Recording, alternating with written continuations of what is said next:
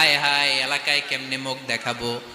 লজ্জায় পড়ে মারিয়াম আলাইহিস সালাম এলাকা থেকে চলে গেলেন। কি অবাক করে কাণ্ড, বাচ্চা ভূমিষ্ঠ হওয়ার জন্য, বড় হওয়ার জন্য 6 মাস 7 মাস লাগে নাই, পেটে বাচ্চা আসার সাথে সাথে বাচ্চাটারে বড় করে দিয়েছে কে?